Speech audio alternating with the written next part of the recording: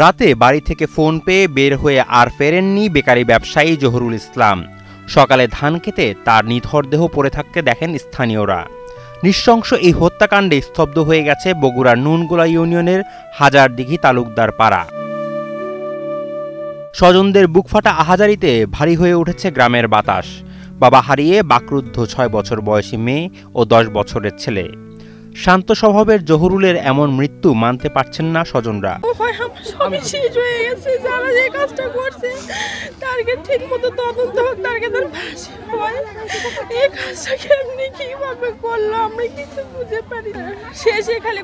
বাইরে থেকে আসিছি তালা মারে গিয়ে নেবো বাইরে বাইরে তালা মারে যাচ্ছে ভিতরে আমি আমার 2 বাচ্চা ক্লিয়ার আসনু ওই বাহিরে আছে পরে হচ্ছে রাতে 2টার কাছাকাছি তখন আমি ফোন দিই ঘুমোতে জায়গা পাই হচ্ছে ফোন দিচ্ছি তখন হয়েছিল যে খালি ফোন হয়েছিল যে ধরি ছিল না মাঝে মাঝে হচ্ছে যে দোকানের মানে জিনিস আসলে এরকম করে তালামারি থেকে যায় আর কি সেই রকমই হয়তো বই গেছে।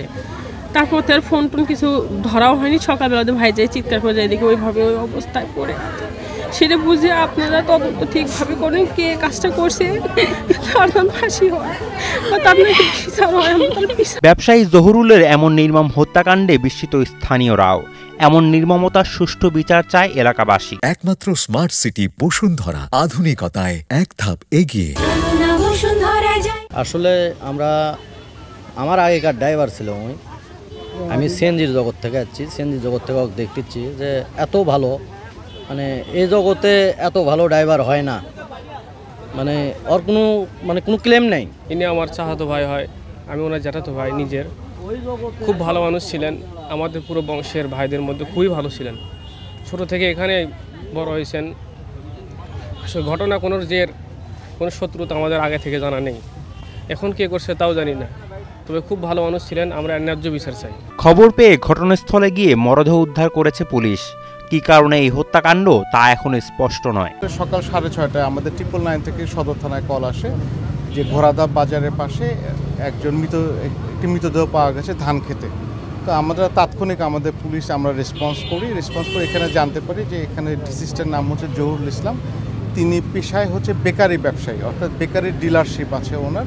উনি আকবরিয়া, শ্যামলী এবং স্থানীয় আরও 2-3টি বেকারি থেকে উনি মাল নেন এবং বিভিন্ন স্থানে উনি এটি বিক্রি করেন। আর আমরা ওনার আসলে প্রাথমিক যেটি আমরা দেখেছি ওনার মাথায় আঘাত আছে। আমরা ধারণা করছি পিছন থেকে তাকে মাথায় আঘাত করা হয়েছে এবং মাথায় একাধিক আঘাতের চিহ্ন রয়েছে। ময়না তদন্তের জন্য মরদেহ শহীদ জিয়াউর রহমান মেডিকেল কলেজ হাসপাতালের মর্গে পাঠানো হয়েছে। জহুরুলের মৃত্যুতে শোকের ছায়া নেমে এসেছে পুরো এলাকায়। এই হত্যাকাণ্ডে সুষ্ঠু বিচার পাবে এমনটাই প্রত্যাশা পরিবারের। বগুড়া থেকে মোহাম্মদ তহমিদুর রহমানের পাঠানো তথ্যচিত্রে ডেস্ক রিপোর্ট, কালের কণ্ঠ।